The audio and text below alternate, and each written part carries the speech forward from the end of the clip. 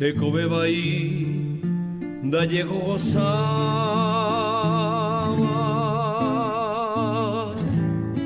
hau perejae anganabanon shakoreje y shirumu hasaba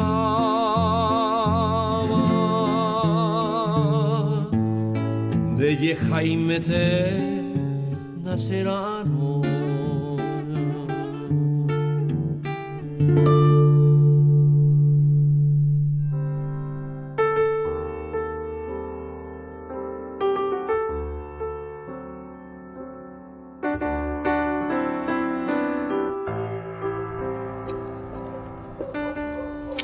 Como ya todos sabemos, la Guerra del Chaco fue la disputa por el Chaco Boreal entre los países limítrofes de Paraguay y Bolivia. Una batalla que movilizó 250.000 soldados bolivianos y 120.000 soldados paraguayos, dejando a nuestro país como ganador, entre comillas, ya que se quedó con las 3/4 partes del territorio en disputa, pero dejando un saldo de 60.000 soldados bolivianos fallecidos y 30.000 compatriotas abatidos. Sobre el tema, hablamos con el respetado doctor Manuel María Páez Montes, experto historiador de nuestro país, que comenzó su relato acerca de los hechos que condujeron a la guerra con Bolivia y los acontecimientos más importantes en 1928. Los acontecimientos que finalmente desembocaron en este conflicto son muchos y se dieron a lo largo de muchos años, muchas décadas.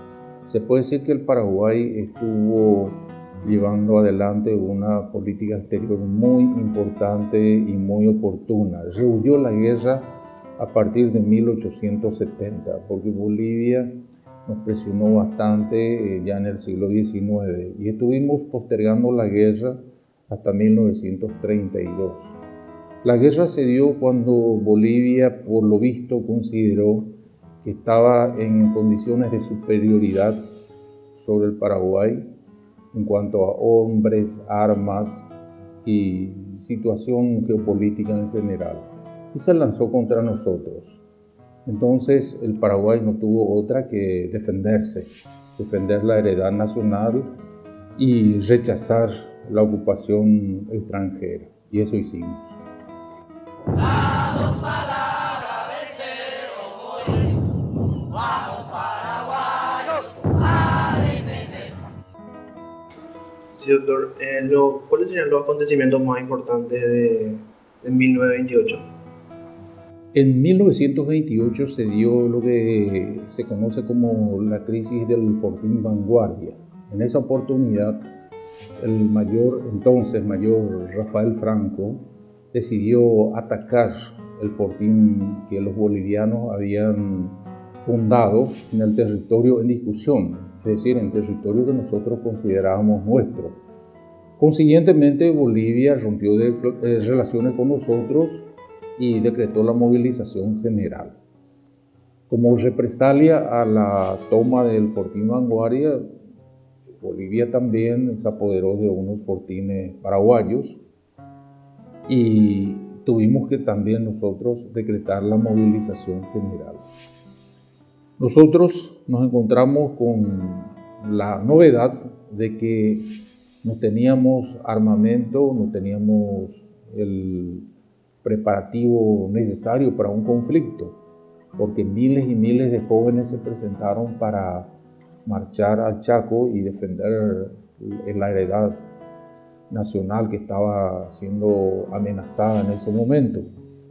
Entonces nos vino como anillo al dedo el ofrecimiento de los países neutrales de negociar. Y tanto Paraguay como Bolivia se sentaron en una mesa de negociación en Washington. Se inauguraron las conversaciones de paz. El Paraguay devolvió el fortín Vanguardia, Bolivia devolvió los fortines que había tomado y se reanudaron las relaciones. Felizmente se postergó la guerra, pero eso nos sirvió para tener en cuenta cuáles eran nuestras debilidades y cuáles nuestras fortalezas.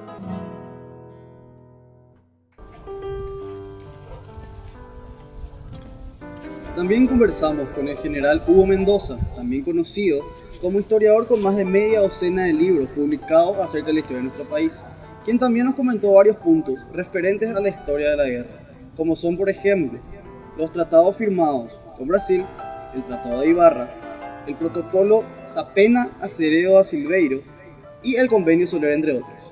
También nos contó muy amablemente otros puntos relevantes en este enfrentamiento. Estamos hablando del Protocolo Díaz-León Gutiérrez, la Conferencia de Buenos Aires de 1927 y 1928 y los incidentes ocurridos en este último año mencionado. Básicamente, después de la Guerra de la Triple Alianza, es el Tratado Loizaga-Cotegipe, ¿no? Que es el que determina los límites entre Paraguay y Brasil después de la guerra contra la Triple Alianza. Y después está el Tratado de Ibarra-Mangabeira, que es el que termina por delimitar la región oriental con el Brasil a través del río Paraguay. Y después están los tratados de Itaipú, ¿verdad? Tratados que llevan a la concreción de la represa. Porque hubo un problema diplomático ahí y se solucionó con la represa de Itaipú. ¿Y qué establece el Tratado de Ibarra-Mangabeira? Y establece el río Paraguay como límite entre el Brasil y Paraguay. No se había quedado bien delimitado en 1872, que el Tratado Loizaga-Cotegipe, y con ese Tratado de Ibarra-Mangabeira se termina de delimitar, pero nunca se delimitó bien en los Altos del Guairá y ahí hubo otra vez problemas. Entonces se solucionó inundando la zona, ¿verdad?, que estaba en litigio. Y aún así queda una franja de terreno que se llama con un parque binacional que no está delimitado, es decir, que le pertenece prácticamente a los dos, pero en líneas generales los límites con el Brasil se solucionaron a través de esos tratados. General, ¿en qué año se celebró el protocolo Sapena-Aceredo da Silveiro y cuál es su contenido? Es básicamente la solución a este problema diplomático que teníamos con el Brasil, porque Brasil había ocupado una franja del territorio paraguayo que no estaba limitada en el este, ¿verdad? Y habían sido incluso expulsados militares paraguayos que fueron a verificar esa ocupación y hubo un problema diplomático y después hubo una negociación y este es el tratado que más o menos llega a darle forma, ¿verdad?, o solucionar, mejor dicho, esa negociación. General, ¿y cuál fue la nota emitida en 1906 y cuál es su contenido? Como le dije, estos eran tratados ciegas y en ese momento Manuel Domínguez negocia con Emeterio Cano de Bolivia, ¿verdad?, un principio de acuerdo, tomando en cuenta ciertos aspectos técnicos, por ejemplo el Utiposidetis, que es de 1810, que era en el momento que cada colonia de España, el territorio que correspondía a cada jurisdicción de las colonias españolas en América. Esa era una de las bases de negociación, ¿no? Entonces se empieza a buscar argumentos históricos, argumentos geográficos y por supuesto argumentos del derecho para poder negociar. Y ese es el comienzo de la negociación, vamos a decir así, científica, ¿verdad? Y en el año 1907 fue firmado el convenio Soler-Pinilla. ¿Qué establecía dicho convenio? Establecía también zonas de arbitraje y zonas que quedaban ya bajo jurisdicción de Paraguay y jurisdicción de Bolivia, ¿verdad? El problema de Soler-Pinilla es que quedaba bajo arbitraje del presidente argentino. Y el presidente argentino hacía un tiempo falló en otro litigio que tenía Bolivia con Chile a favor de Chile. Entonces quedó descalificado y el tratado quedó prácticamente sin valor, ¿verdad? Pero lo importante de ese tratado es de que estableció lo que se llama el status quo, que no podían ellos innovar, avanzar en el territorio. Pero había el trasfondo de esta cuestión era la guerra del Pacífico. En estos momentos Bolivia perdía definitivamente sus puertos en el Pacífico. Entonces ellos volcaron su mirada hacia el Chaco. A Bolivia nunca le interesó el Chaco. En cambio, el Paraguay sí siempre reivindicó el Chaco como suyo, como propio. ¿Qué acontecimientos produjo la concertación del protocolo Díaz-León-Gutiérrez? Más bien esto buscaban zonificaciones, ¿verdad? Negociaciones para establecer zonas de arbitraje. Empezaban a penetrar y penetrar en el Chaco, ¿verdad? Entonces eso generaba inquietud dentro del Paraguay, se buscaba una negociación y había posiciones enfrentadas, entonces trataba de compatibilizar eso. Tolini Irala es el que inicia el proceso de establecer los límites artificios. ¿Qué quiere decir los límites artificios? Los límites naturales que se estaban negociando en ese momento, pero ya era un estudio más acabado, mejor argumentado y podríamos decir más científico de lo que era el Chaco. ¿Y cuáles fueron los puntos discutidos en las convenciones Ibarra-Mujía Fernández en el año 1921? Como Bolivia había sobrepasado esta línea, ¿no? Entonces lo que Paraguay buscaba es de que volviese al lugar donde se había establecido un protocolo Soler Pinilla, ¿no? General, ¿y quiénes fueron los representantes paraguayos en la conferencia celebrada en Buenos Aires en el año 1927 y 1928? Y el jefe de la delegación era Jerónimo Zubizarreta y se iba a discutir otra vez sobre los mismos temas que estábamos hablando, ¿verdad? Con los cuales no se podía llegar a un acuerdo. ¿Qué incidente se produjo en el año 1928? Se llama el incidente de Vanguardia, ocurrió en diciembre de 1928, en el cual un destacamento enviado por el coronel Rafael Franco, que era mayor en esa época, que estaba a cargo de Negra, se fue y tomó ese fortín por la fuerza. ¿Y qué hecho provocó el incidente de Vanguardia y qué resultado produjo? Bueno, Franco ordenó que se tome ese fortín sin siquiera pedirle permiso al gobierno, ¿no? Y entonces los paraguayos se tomaron el fortín y Bolívar en represalia tomó el fortín Boquerón, y eso se puso a arbitraje de una comisión de neutrales en Washington que querían que determinara quién era el agresor y quién era el agredido, ¿verdad? en este incidente. Eso tenían que establecer ellos. Y el resultado es que Paraguay fue declarado país agresor y Bolivia partida agredida, entonces Paraguay tuvo que devolver el fortín Vanguardia y Bolivia devolvió el fortín Boquerón. Ahí terminó ese incidente, que llevó a una movilización general y ya casi a una guerra en el año 28. ¿Y qué establecía el protocolo de paz de la Guerra del Chaco? Y establecía dos cosas. Establecía la separación de los ejércitos por medio de una comisión neutral y la desmovilización a 5.000 hombres por cada bando.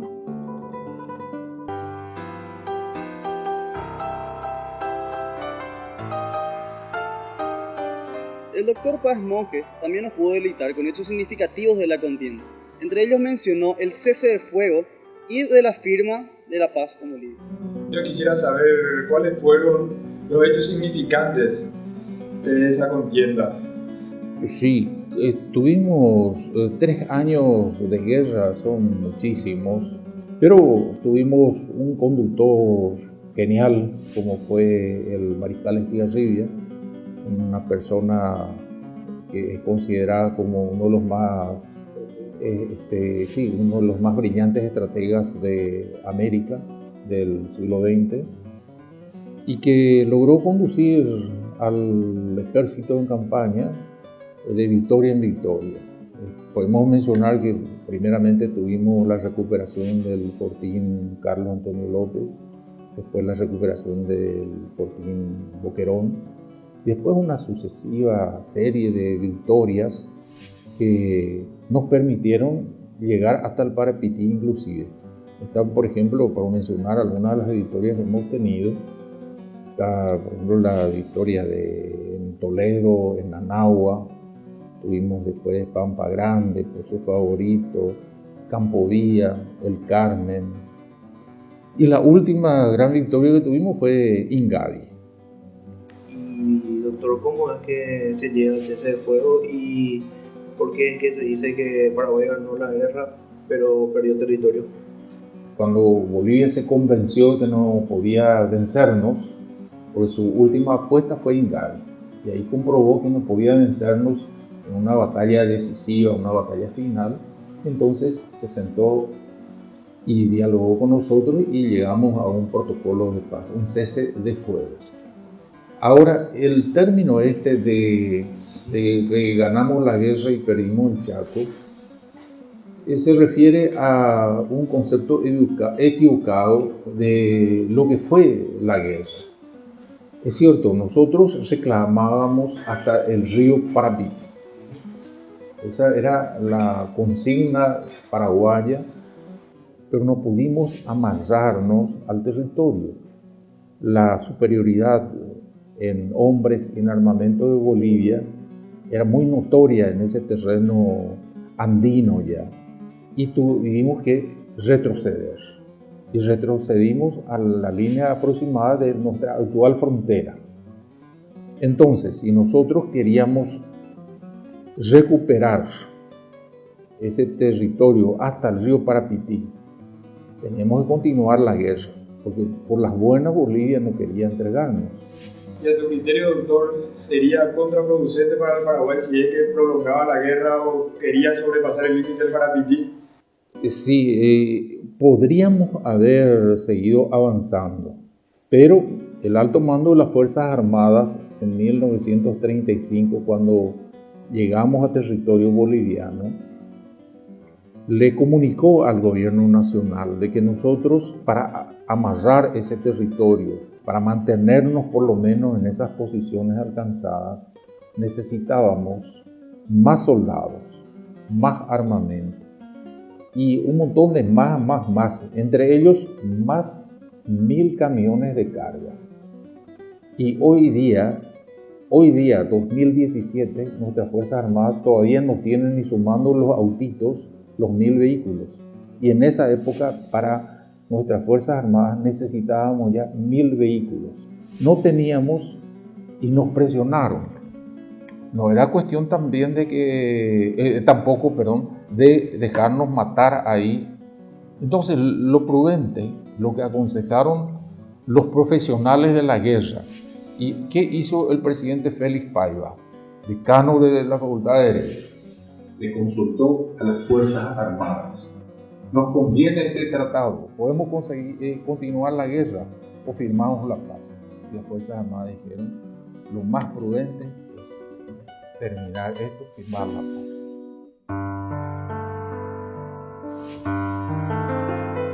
Y así termina nuestro recorrido por estos interesantes puntos sobre una de las batallas más importantes de América. Finalizamos en este mismo lugar, donde nos encontramos grabando, en el cuartel de la Victoria, lugar donde descansaron nuestros héroes después de la guerra, en vida, así como los restos de nuestros héroes patrios. También donde se encuentra descansando don Andrés Benítez Flecha a sus 104 años de edad, el último sobreviviente de la guerra, que nos recibió muy amablemente junto con los militares y las enfermeras que lo cuidan. Y así cerramos nuestro recorrido, con la visita a don Andrés, quien, ya casi ciego y casi sordo, se tomó el tiempo de hablar con nosotros con una alegría inmensa por la visita inesperada. Les invitamos a que nos acompañen a ver este final muy emotivo e imperdible. Te gustaba la orejita. Hola, abuelo. Hola. Ande su tejerina. Eres con radio Bendelchere. Es típico de la música. Inambique cosechina. Vente, abuelo. ¿Me mejoró? De viaje chaucabana. ¿De cuál Oh Pepe, terejecha. De orero, La bravura guaraní. Hoy me baja huetería. 104 años, Lo pera y lo pita.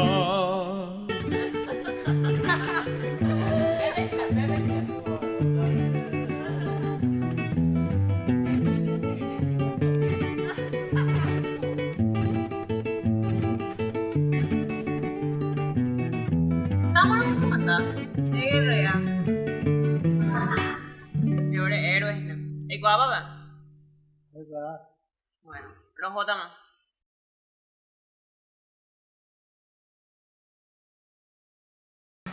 Hani böyle öyle ne var?